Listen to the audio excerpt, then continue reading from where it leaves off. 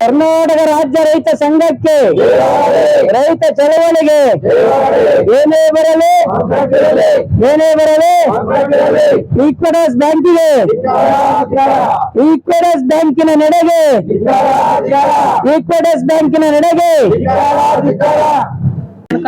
ನಮಗ್ ಕೊಟ್ಟಿದಾರ ಇಲ್ಲ ಅಂತ ಹೇಳಲ್ಲ. ಅವ್ರ ಋಣ ತೀರಿಸ್ತಿದ್ವಿ ನಾವು. ದಿಢೀರ್ ಅಂತ ಬಂದ್ ಹಿಂಗ್ ಮಾಡಿದ್ರು. ನಾವು 3 ದಿವಸ ಆಗೈತೆ ಲಾಕ್ ಮಾಡಿ ಬೀಗ ಹೊರಗಡೆ ಇದ್ದೀವಿ. ನಮ್ ಪಾಡ್ ಏನಾಗನ್ ಹೇಳ್ಸ.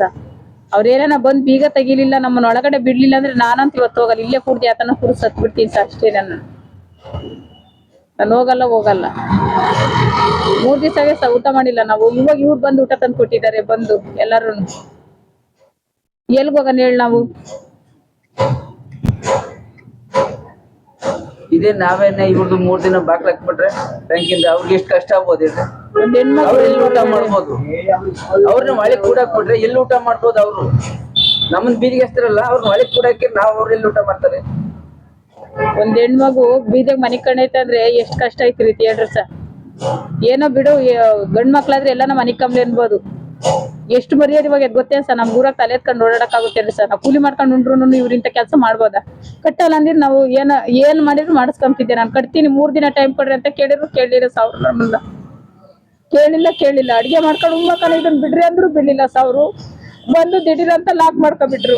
ನಾನು ಅವೆಲ್ಲ ಏನಾನ ಕುಡು ಸತ್ತಿದ್ರೆ ಇವ್ರ ಬ್ಯಾಂಕ್ ಇರೋದ, ಇವ್ರ ಕೆಲ್ಸ ಆಗಿರೋರೇನ್ರಿ ಸರ್ ಹೇಳ್ರಿ. ನಾನು ಈಗ್ಲೂ ಅಷ್ಟೇ, ನಾನು ಬೀಗ ತಗದ್ ಮನೆ ಕೊಡೋ ತನಕ ನಾನು ಹೋಗಲ್ಲ ಸರ್ ಮನೆ ತಕ್ಕಿ. ನನ್ಗೆ ಬೀಗ ತಕ್ಕೊಡ್ಬೇಕು, ನನ್ಗೆ ನ್ಯಾಯ ಕೊಡಿಸ್ಲೇಬೇಕು ಸರ್. ನೀವು ನಂಬಿತೀವಿ, ಹಾಲಕ್ ಹಾಕ್ತೀರ ನೀರಕ್ ಹಾಕ್ತೀರ ಗೊತ್ತಿಲ್ಲ ಸರ್ ನನ್ಗೆ. ನಾನಂತೂ ಹೋಗಲ್ಲ.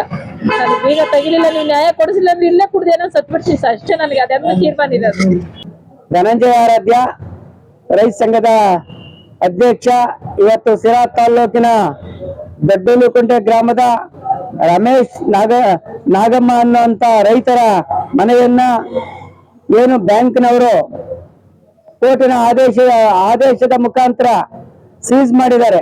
ಕಳೆದ 2 ದಿನಗಳಿಂದ ಅವರನ್ನ ಮನೆಯಿಂದ ಹೊರ ಹಾಕಿದ್ದಾರೆ.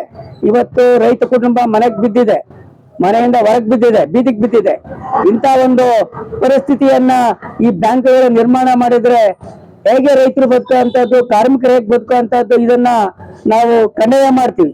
ಈ ಕೂಡಲೇ ಬ್ಯಾಂಕ್ ಏನು ರೈತರ ಮನೆಗೆ ನೋಟಿಸ್ ಅನ್ನ ಅಂಟಿಸಿ ಸೀಸ್ ಮಾಡಿದೆ, ಅದನ್ನ ಕೂಡಲೇ ತೆರವು ಮಾಡಿ ರೈತರ ಕುಟುಂಬವನ್ನ ಮನೆ ಒಳಗಡೆ ಬಿಡುವಂತ ಕೆಲಸವನ್ನ ಬ್ಯಾಂಕ್ಗಳು ಮಾಡ್ಬೇಕು ಅಂತ ಹೇಳಿ ಅನಿರ್ದಿಷ್ಟ ಕಾಲದ ಅಹೋರಾತ್ರಿ ಧರಣಿ ಸತ್ಯಾಗ್ರಹವನ್ನ ಇವತ್ತು ನಾವು ಪ್ರಾರಂಭ ಮಾಡ್ತಾ ಇದ್ದೀವಿ. ಈ ಕೂಡಲೇ ಬ್ಯಾಂಕು ಎಚ್ಚೆತ್ತು ರೈತರಿಗೆ ಏನು ಈ ತೊಂದರೆ ಕೊಡ್ತಾ ಇದೆ ಅದು ನಿಲ್ಲಬೇಕು. ಇಡೀ ರೈತರು ಬಹಳ ಸಂಕಷ್ಟದಲ್ಲಿದ್ದಾರೆ. ಇವತ್ತು ಸಕಾಲಕ್ಕೆ ಮಳೆ ಇಲ್ಲದೆ, ಸಕಾಲಕ್ಕೆ ಸಾಲವನ್ನ ಕಟ್ಟಲಿಕ್ಕೆ ಆಗದೆ ತೊಂದರೆ ಅನುಭವಿಸ್ತಿದ್ದಾರೆ. ಇಂಥ ಒಂದು ಪರಿಸ್ಥಿತಿನಲ್ಲಿ ಇವರು ರೈತರನ್ನ ಬದುಕಕ್ಕೆ ಬಿಡುವಂಗೆ ಮನೆಯಿಂದ ಹೊರ ಹಾಕಿರೋ ಅಂತದ್ದು ಅಂದ್ರೆ ಇದು ಮಾನವೀಯತೆ ಇರೋ ಅಂತ ಯಾರು ಮಾಡೋ ಅಂತದ್ದಲ್ಲ. ಇಡೀ ಒಂದು ಬ್ಯಾಂಕಿನ ವ್ಯವಸ್ಥೆಯನ್ನ ನೋಡಿ ಸಾರ್ವಜನಿಕರು ತಲೆ ತಗ್ಸುವಂತ ಒಂದು ಅವಮಾನ ಉಂಟು ಮಾಡಿದೆ ಬ್ಯಾಂಕು. ಆದ್ರಿಂದ ಈ ಬ್ಯಾಂಕಿನ ನಡೆಯನ್ನ ಖಂಡನೆ ಮಾಡ್ತೀವಿ. ಕೂಡಲೇ ಬ್ಯಾಂಕು ತನ್ನ ನಡೆಯನ್ನ ಬದಲಾಯಿಸ್ಕೋಬೇಕು. ಯಾವುದೇ ಕಾರಣಕ್ಕೂ ಸಾಲಕ್ಕಾಗಿ ರೈತರಿಗೆ ತೊಂದರೆ ಕೊಡುವಂತದನ್ನ ಮಾಡಬಾರ್ದು. ಇನ್ನು ಮುಂದಾದ್ರೂ ಎಚ್ಚೆತ್ತು ಈ ರೀತಿಯ ನಡವಳಿಕೆಗಳನ್ನ ಮಾಡಬಾರ್ದು ಅಂತ ಹೇಳ್ತಾ ಈ ಒಂದು ಚಳವಳಿಯನ್ನ ನಾವು ಮುಂದುವರಿಸ್ತಾ ಇದ್ವಿ.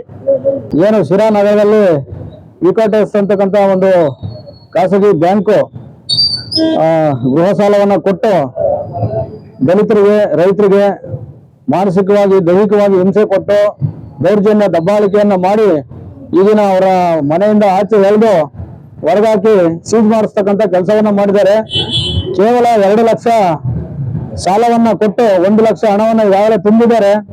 ಇನ್ನು ಉಳಿದಂತ ಬಾಕಿ 1 ಲಕ್ಷ ಕೊಡಬೇಕಾಗಿದೆ. ಅದನ್ನ ಹಂತವಾಗಿ ನಾವು ತೀರಿಸ್ತೀವಿ ಅಂತ ಹೇಳಿದ್ರು ಕೂಡ ದೌರ್ಜನ್ಯದಿಂದ, ದಬ್ಬಾಳಿಕೆಯಿಂದ ಹಲ್ಲೆ ಮಾಡಿ ಅವ್ರನ್ನ ಬೀದಿಗೆ ಎಳೆತಕ್ಕಂಥ ಕೆಲಸವನ್ನ ಮಾಡಿದ್ದಾರೆ.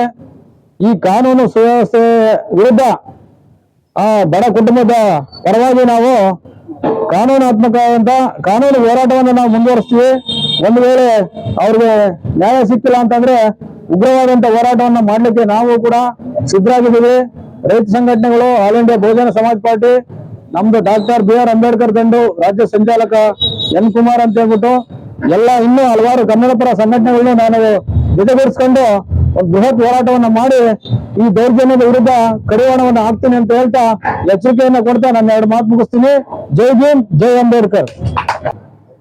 ನನ್ನ ಹೆಸರು ಭರತ್ ಕುಮಾರ್ ಅಂತ, ಬೆಳ್ಳೂರು ಜಿಲ್ಲಾಧ್ಯಕ್ಷ, ಆಲ್ ಇಂಡಿಯಾ BSP. ಸ್ನೇಹಿತರೆ, ಇವತ್ತು ಒಬ್ಬ ಬಡ ಕುಟುಂಬದವರು 2 ಲಕ್ಷ ರೂಪಾಯಿ ಸಾಲ ತಗೊಂಡ್ರೆ ಸತ್ಯ, 1 ಲಕ್ಷ ರೂಪಾಯಿಯನ್ನ ರೀಪೇಮೆಂಟ್ ಮಾಡೋದು ಸತ್ಯ. ಇವತ್ತಿನ ವಾತಾವರಣದಲ್ಲಿ ಅವರು ದುಡಿದು ಅವ್ರ ಜೀವನ ಮಾಡ್ಕೊಂಡು ಸಾಲವನ್ನು ಕಟ್ಕೊಂಡು ಪೂರ್ತಿ ಕಟ್ತಾರೆ, ಡಿಫಾಲ್ಟರ್ ಆಗಿಲ್ಲ. ಅವರು 1 ಕಂತು 2 ಕಂತು ಲೇಟ್ ಆಗಿರ್ಬೋದು ಅಥವಾ ಸಮಯ ಕೊಟ್ಟರೆ ಕಟ್ಟ ಈಗಲೂ ಕಟ್ತಾರೆ. ಇದನ್ನ ಏನು ಸನ್ಮಾನ ಮುಖ್ಯಮಂತ್ರಿ ಸಿದ್ದರಾಮಯ್ಯವರು ಈ ಮೈಕ್ರೋ ಫೈನಾನ್ಸ್ನವರು ಇವ್ರ ಮನೆಯ ಕಡಿವಾಣಗಳಾಗ್ತಾ ಬಂದ್ರು. ಇದನ್ನ ಮನಸ್ಸಲ್ಲಿ ಇಟ್ಕೊಂಡು ಇವ್ರನ್ನ ಕೋರ್ಟ್ ಮುಖಾಂತರ ಒಕ್ಕಲಿಸಂತ ಕೆಲಸವನ್ನ ಈ ಬ್ಯಾಂಕ್ನವರು ಮಾಡಿದ್ದಾರೆ.